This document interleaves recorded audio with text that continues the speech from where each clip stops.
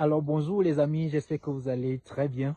Aujourd'hui, je suis allé à la rencontre d'un grand frère exceptionnel, d'un grand frère très atypique qui fait dans une culture mythique.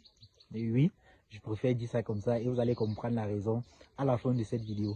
Et en passant, je vais peut-être vous demander, est-ce que vous connaissez ce fruit? Regardez très bien, est-ce que vous connaissez ce fruit?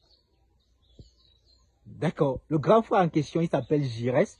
Oui, un ingénieur issu de l'université polytechnique de Marois. Oui, et actuellement, il pratique une culture assez atypique, une culture vraiment mythique parce que sur le marché, c'est généralement rare de trouver des produits comme ceci. Oui, il pratique la culture des pommes de Chine, communément appelées pommes de Chine au Cameroun, ou encore pois melon. Oui, je suis là avec Giresse sur son espace et là, il vient de terminer une petite récolte sur un biome de près de 10 mètres. Et là, vous pouvez voir les résultats. Observez vous-même les résultats. Là, vous pouvez voir. Donc, je vais passer un petit entretien avec Giresse et il va nous donner, par exemple, il va nous parler de cette culture, il va nous expliquer exactement comment ça se passe. Parce que comme vous pouvez constater, c'est un produit, je vais dire cultivé de façon bio, ici même à Ballevin. Donc, je suis avec Giresse. Giresse, est-ce que tu peux nous accorder quelques minutes là? D'accord, super. Bonjour Giresse, j'espère que tu vas très bien. Merci, bonjour Stéphane. D'accord, super gars. Est-ce que tu peux brièvement te présenter pour ceux ou celles qui ne te connaissent pas? D'accord, sans souci. Je suis tout simplement Giresse Paulin Goufo, pour ceux qui ne me connaissent pas. Ingénieur agronome sorti de l'école polytechnique de Marois. D'accord, super Giresse. Et au quotidien, qu'est-ce que vous pratiquez justement? Parce que là, nous sommes sur un espace où tu as fait principalement les pommes de Chine. C'est comme ça qu'on appelle au Cameroun. Ou encore les pois melons. Le pois melon. Oui, donc c'est ça en fait le fruit. C'est ça en fait le fruit. Donc quelles sont les cultures que vous pratiquez au quotidien? Bon, en effet, je suis d'abord à la base pépiniériste. Je fais dans la production des semences d'arbres fruitiers tels que les avocatiers, les pruniers, les manguiers et bien d'autres. Oui, oui. Mais seulement, je ne me limite pas à la production de ces semences d'arbres fruitiers. Je suis aussi en champ pour la production de certaines spéculations, en l'instar du maïs et de la pomme de Chine. Alors, c'est une culture qui a suscité beaucoup d'intérêt afin que je puisse la cultiver et essayer de la valoriser. Pour ceux qui me connaissent, qui savent que je fais de la publication dessus constamment dans mes différentes pages, à savoir agropif et élevage. Voilà. D'accord, super. Ça veut dire qu'actuellement, vous faites dans plusieurs cultures. Oui, mais justement, dans cette vidéo, on va parler de celle-ci, la culture des pommes de Chine. Pourquoi tu as décidé de te lancer dans cette culture, Giresse? Alors, les raisons pour lesquelles je me suis lancé dans la culture de pommes de Chine sont nombreuses. Elles sont tellement nombreuses que si je devais citer ça, on devrait dormir ici. Mais je vais essayer de faire le résumé, n'est-ce pas, des raisons qui m'ont poussé. D'abord, la première raison, c'est que j'ai eu à goûter ce fruit lorsque j'étais en stage quelque part. Voilà, et j'ai eu à goûter ce fruit. Tellement il était délicieux que ça a suscité en moi une interrogation. Mais comment est-ce qu'un fruit qui est aussi bon, mais qu'on ne trouve pas sur le marché? Alors, ça c'est d'abord ma première question. Alors, à cette question, j'ai donc décidé de pouvoir lancer cette culture parce que à chaque problème, on y trouve une opportunité. Parce que c'était déjà là un problème, le fait qu'on ne trouve pas ça dans le marché. Alors, j'ai pris ça comme étant une opportunité pour moi. Parce que si une culture est indisponible et qui est assez bon et que je trouve, j'essaye de valoriser ça autant que je peux, cela me permet d'être le premier producteur, on va dire ça, même si c'est pas moi qui a vu la culture en premier, inventé la culture en question, oui. Mais lorsque je me lance dessus, je suppose que en réalité, s'il faudrait que cette culture me procure de l'argent, il faudrait que je sois le premier à être le gagnant là-dessus. Ça, c'était la première raison. Maintenant, la deuxième raison, une fois que j'ai eu à faire ça, je me suis posé la question, comment est-ce que je vais pouvoir convaincre, n'est-ce pas, puisque c'est une culture nouvelle, comment est-ce que je vais pouvoir convaincre des personnes à pouvoir peut-être s'alimenter à travers les fruits de cette culture-là qui est méconnue par bon nombre de personnes. Alors, cela fait de telle sorte que je mène des recherches un peu plus poussées là-dessus concernant les vertus de cette pomme. Donc, dans mes différentes recherches, j'ai vu les multiples vertus qu'a cette pomme. Et cela a encore augmenté l'intérêt que j'avais pour la culture en question. Alors, qu'est-ce que j'ai fait donc? Ma première année, j'ai donc décidé que c'était une année d'expérimentation. C'était une année de multiplication des semences puisque, étant donné que je suis pépiniériste, je vais dire, j'ai donc essayé de multiplier la semence au maximum, de telle en sorte que la campagne qui devrait arriver, je sois déjà avec des semences que je pourrais produire comme sur cette superficie-ci et pouvoir mettre sur les fruits disponibles sur le marché. Donc voilà autant de choses qui m'ont véritablement poussé à me lancer sur cette culture. Alors une fois que cette phase a été terminée et que j'ai essayé de voir toutes les propriétés de la culture, je me suis dit, ok, une fois que je vais produire, comment est-ce que je vais donc attirer ou bien bon nombre de personnes à pouvoir se lancer et de goûter, de consommer et de pouvoir apprécier le fruit autant que moi aussi j'ai apprécié. Parce que si moi j'apprécie déjà, c'est pour dire que sur une poignée même peut-être de 100, il y en aura peut-être 50 qui vont voire 60, pourquoi pas 100 qui pourront aussi aimer la culture. Et ça va me pousser à poser directement une question. Tu as parlé tout à l'heure des vertus. Peut-être les gens ne consomment pas parce qu'ils ne savent pas exactement quelles sont les vertus de ce fruit en question. Tu vois, est-ce que tu peux donc citer quelques vertus? Ça peut intéresser les gens et ça peut pousser à comprendre que c'est un fruit vraiment important pour la santé et pour d'autres choses. D'accord. Comme vertu, la première vertu, je voudrais dire, est une vertu dont je reçois les témoignages au quotidien. Parce que par moment, lorsqu'on fait des recherches, on peut se dire, ok, on a dit ça, donc ça a telle vertu, ça a telle vertu. Est-ce que effectivement c'est vérifié? Mais la première vertu dont je reçois les témoignages des différentes personnes qui consomment ici à Bas-le-Vin, c'est que ça régule la glycémie. Donc, c'est conseillé pour des personnes diabétiques, pour des personnes qui souffrent de diabète. Ce fruit est conseillé pour eux parce que lorsqu'ils vont la consommer, elle va contribuer à, je vais dire, à réguler cette glycémie-là, vous permettant de maintenir la santé de la personne qui la consomme.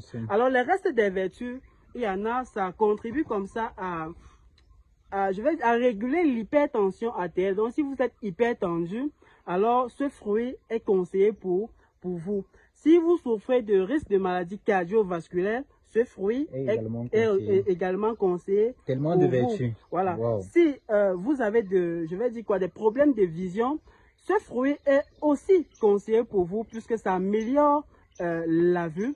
Alors, c'est un fruit qui renforce le système immunitaire de par les vitamines qu'elle contient, à savoir les vitamines A, B, C, D, E et E. Donc, énormément de vertus. Énormément de vertus. Énormément de vertus, les amis. Et c'est que je vais dire quoi? Ce qui est bien dans ça, c'est que quoi? C'est que c'est plusieurs personnes de n'importe quel type d'âge peuvent la consommer. Que ce soit les enfants, que ce soit des personnes adultes, que ce soit des personnes de 3e âge, ces fruits-là sont conseillés pour eux puisque ça a de nombreuses vertus. D'accord, super, super. Et également, le constat simple sur ta production, c'est qu'elle est faite de façon bio. Oui. Parce que lorsqu'on parle de production, on peut prendre une culture comme celle-ci. Oui, quelqu'un d'autre produit de sa façon. Ça fait en sorte que ça va détruire certaines propriétés du fruit. Parce que je suppose que si on traite ceci avec tellement de produits chimiques, ça va détruire les propriétés. Ça va faire en sorte que même quand tu la consommes, ça ne résout pas exactement le problème. Justement. Ça diminue les vertus du fruit en question. Oui. Oui. Donc, mettons par exemple, tu fais la culture de façon bio. J'aimerais savoir exactement qu'est-ce qui te motive à pouvoir faire ça. Est-ce que la production est élevée? Est-ce que c'est justement parce que ça a plus d'avantages que les gens qui font la culture avec les produits chimiques et autres? Pourquoi tu décides de lancer avec la production de façon bio? Alors, déjà, la première raison qui me pousse à vouloir produire de façon bio, c'est que j'ai déjà des bases en agriculture biologique. Comme je le disais, je suis tantôt conseiller en agriculture biologique. Cela suppose que moi-même, je fabrique mes différents produits. Comme par exemple les boîtes que je vois là. Oui. Comme par exemple... les produits qu'on a là. Oui, ces produits-ci que l'on est en train de se battre à mettre sur le marché déjà. Voilà, ce sont des produits comme ça qui sont responsables de cette production-ci que vous voyez. Comme vous pouvez constater, c'est pour les fraises également, le plantain, comme je vois là, également pour les pommes et autres. Oui, les cacao et autres. Voilà. Donc, on a énormément d'autres produits. Donc là, on a les choux, les cacao et également le plantain. Bananier, je vois plantain. les bananiers plantain. Oui. Ici, le maïs. Ici, c'est quoi exactement? Ouais, justement, c'est juste une plante comme ça. Donc, Gars, super. Donc, on a les produits bio là que lui il utilise au quotidien pour pouvoir traiter son espace, pour pouvoir travailler sur sa culture. Et j'aimerais savoir exactement, tu avais commencé à expliquer les motivations, pourquoi avoir décidé de faire ça de façon bio. Voilà. Pourquoi avoir décidé de faire de façon bio? Tout simplement parce que en fabriquant moi-même mes produits, ça va, tu peux laisser. En fabriquant, tout simplement parce que en fabriquant moi-même mes produits, j'économise énormément. Donc, en plus de respecter, en fait, en plus de préserver l'environnement où je cultive, n'est-ce pas, je gagne à utiliser les produits biologiques puisque j'économise en termes d'argent, voilà, au niveau des engrais, d'investissement et autres. Oui, j'économise énormément. Puisque le fait que je fabrique moi-même, je dépense peu pour produire beaucoup et pour avoir des productions comme celle-ci. Et comme on le dit souvent, une agriculture biologique, c'est une agriculture qui préserve l'environnement. Du coup, lorsque je suis en train d'apporter des fertilisations organiques, à savoir le compost de 21 jours, comme je le disais tantôt, cela m'aide pour la production de cette année et ça m'aide aussi pour la production future. Vous voyez, donc je fais d'une pierre deux coups. Voilà, donc c'est voilà un peu autant de choses. Et maintenant, par rapport à la plante, je dois la produire de façon biologique parce que à travers les vertus qu'elle a, n'est-ce pas, si on la produit de façon chimique, on ne serait plus en train de respecter ces vertus-là. Parce que ça, au lieu de peut-être de réguler, je vais dire, la glycémie d'une personne d'une personne qui souffre de diabète, ou un peu, ça pourrait plutôt causer l'effet inverse. Comme on le sait tous, les résidus des produits chimiques reste toujours. Voilà, reste toujours et ça donne toujours des maladies. C'est ça qui est même responsable de plusieurs maladies ici dehors. Alors, raison pour laquelle je me bats à produire ces fruits de façon biologique, puisque c'est un fruit qui est fait à titre, j'ai toujours l'habitude de le dire, médicinal. Alors, toute personne devrait avoir ça chez lui. Comme je t'ai dit, j'ai fait des expérimentations sur la production à domicile de cette pomme. Comment est-ce qu'on produit ça à la maison? Mais je dirais qu'il y a un problème là qui va certainement se poser. Parce que dit que culture bio, est-ce que l'engrais bio peut pousser un plant à donner les fruits vraiment comme un engrais chimique? Bon, comme un engrais chimique, je ne vais pas répondre à la question. Je vais juste te dire que les résultats sont palpables et visibles. Est-ce que toi, Stéphane Gomse, lorsque tu as vu ou bien lorsque tu es en train de voir cette exploitation, tu n'es pas ébloui par les résultats? Si, justement parce que je ne suis pas encore allé sur un espace où on a fait avec des produits chimiques. Alors, je me dis qu'avec les produits chimiques, ça peut être aussi plus, je vais dire, ça peut donner plus de produits. Il est vrai que ça va détériorer la valeur du fruit en question parce que ce ne sera pas, justement, ça ne doit pas respecter les vertus, comme tu expliquais tout à l'heure. Oui, les produits chimiques vont détériorer ça. Mais la production va quand même augmenter, sauf si je me trompe. Donc, on ne va pas spéculer, hein, puisque là, nous sommes en train de montrer du concret. Mais là, tu es en train de parler du virtuel. Alors, en attendant, on doit attendre notre producteur. On va expérimenter ça. On va expérimenter. Notre producteur pourra expérimenter la production de façon chimique. Mais moi-même, déjà, je ne peux pas produire de façon chimique. Lorsque ce producteur produira de façon chimique, on pourra donc confronter les résultats. Oui, on va essayer de donc c'est tout ce que je peux dire par rapport à ça. D'accord, super, je reste. Maintenant, la question qui me vient directement en tête, c'est que vu que c'est un produit que les gens ne connaissent pas trop, oui, est-ce que ça ne te complique pas la tâche au niveau de la vente? Tu fais comment pour pouvoir écouler ces produits? Alors, par rapport à la vente, étant donné que c'est un produit encore nouvellement introduit sur le marché, qu'est-ce que je fais puisqu'on n'a pas encore véritablement, je vais dire quoi, de base de vente. Alors, moi-même, je me déploie sur le terrain au quotidien pour pouvoir toucher du doigt les réalités du marché par rapport aux fruits, afin de savoir proposer des différents prix aux différentes personnes qui voudront acheter et puis revendre. On a peut-être l'exemple des personnes qui vendent des pommes de France auprès des rues, n'est-ce pas? Moi, je vends d'abord pour pouvoir mieux leur proposer un prix qui pourra leur convenir. Je me rapproche des personnes qui vendent des pommes de France pour pouvoir leur proposer ces fruits-ci-là. Donc, pour le moment, je suis encore en train d'étudier le marché moi-même pour pouvoir mieux leur proposer un prix qui pourra les arranger et m'arranger aussi. Donc, c'est voilà comment je fais pour le moment. Mais sinon, néanmoins, pour le moment, pour les personnes qui voudront le fruit, le kilogramme pour le moment est fixé à 2000 francs. Oui, le kilogramme du fruit, c'est 2000 francs. C'est seulement 2000 francs. D'accord, super. Oui. Donc, je vais certainement laisser le numéro des GIRES en commenter. Si vous souhaitez bénéficier de ces fruits, on peut également vous expédier, que ce soit à Douala, que ce soit dans d'autres villes. Mais actuellement, nous sommes à l'ouest. Donc, on va vous expédier cela. Vous allez récupérer. Et pour un fruit comme ça peut faire 2 à 3 semaines à la maison, sans se gâter, comme vous pouvez constater là. Donc, n'hésitez pas à contacter GIRES pour pouvoir commander ces fruits qui, je vais dire, qui ont énormément de vertus. Je tiens aussi à préciser que pour celui qui aimerait avoir ces fruits constamment chez lui, peut s'approprier des plants. Exactement. Nous avons des plants disponibles qui peut, comme ça, cette personne pourra produire ces plants, ces fruits-là à la maison, à domicile, pour sa consommation quotidienne. Voilà, donc que de toutefois, chaque fois acheter des fruits, vous pouvez prendre des plants que vous mettez à la maison et ça vous produit des fruits, vous consommez quotidiennement afin de... Et vous avez les plants à votre disposition? Oui, j'ai des plants à ma disposition. Et donc, ça coûte combien les plants? Oui, le plant coûte 500 francs uniquement, c'est pas cher. Ne voyez pas le fruit extraordinaire, non, non, c'est pas cher. C'est juste 500 francs le plant. Voilà, pour le moment, c'est la promotion. Si vous souhaitez avoir cela de chez vous, vous pouvez également soit prendre directement les fruits, soit prendre les plants à 500 francs que vous allez planter chez vous. Et c'est pas une culture très contraignante, mais vous pouvez mettre ça dans les... Comment on appelle généralement ça? Les pots. Voilà. Oui, vous déposez dans votre pot et vous prenez juste soin du plant en question et ça va produire. Oui, mais une question également, je dirais, ça te fait quoi de savoir que les pommes de Chine, tu cultives cela à Ballerin? Pourtant, les gens ont passé le temps à nous dire que ça ne peut que produire en Chine, ça ne peut que produire en Chine. Mais maintenant, à Ballerin, on constate que tu produis et ça donne normalement. Ça te fait quoi de savoir que tu es...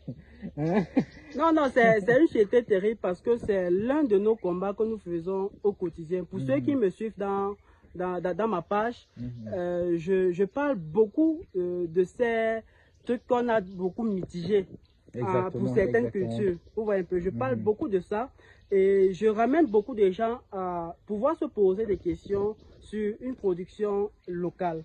Donc, on a pu essayer de valoriser la culture des autres. Ou à défaut de ne plus mitiger certaines possibilités de production d'autres cultures, même si ce ne sont pas les nôtres. Parce que nous le savons tous, les Occidentaux nous tiennent avec beaucoup de choses. Énormément de choses. Et du coup, on doit essayer de démystifier je vais dire ces pensées-là qui sont un peu rétrogrades. Donc, il est possible, nous avons un assez bon climat. Au fait, le Cameroun est l'un des pays qui a, je vais dire, le plus bon climat pour pouvoir produire n'importe quel plant ici. Le Cameroun a un assez bon climat. Comme on l'a dit, on a au moins 5 zones agroécologiques. Et ces 5 zones, sur les 5 zones agroécologiques, n'allez pas nous dire qu'il y a des spéculations qu'on ne peut pas produire. Chaque zone agroécologique est spécifique et bien propre à un certain nombre de cultures de par les différentes températures et différents types de sols qu'on y qu'on y trouve. Avec autant de variétés de sols, comment est-ce que vous allez nous dire qu'il y a des spéculations qu'on ne peut pas produire? C'est absurde, complètement absurde. D'accord, j'y reste pour terminer. Alors, est-ce que tu peux conseiller à quelqu'un de se lancer dans une telle culture?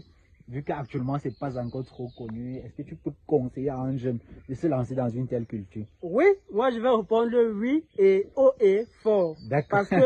Tout simplement parce que lorsque nous faisons une étude du marché, puisque je vous ai dit, je fais le marché, moi-même sur le terrain, des personnes achètent cette pomme uniquement pour pouvoir goûter, pour pouvoir voir à quoi ça ressemble, même bien qu'ils ne connaissent pas la chose, mais ils s'y intéressent quand même. Mais ça veut dire que s'il y a plusieurs personnes qui cultivent ça, les gens vont, vont beaucoup. Je veux dire, les gens vont découvrir, comment on dit généralement. Justement. Ils vont certainement goûter et vont adhérer. Et la majorité des personnes, je vais dire sur 100 personnes qui goûtent, il y a à peu près 95% qui apprécient le fruit. Vous savez que le goût est relatif.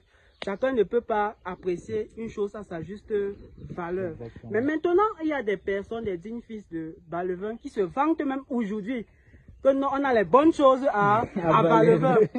Vous voyez que cela fait beaucoup ma fierté. Je suis content lorsque j'entends ce genre de phrases.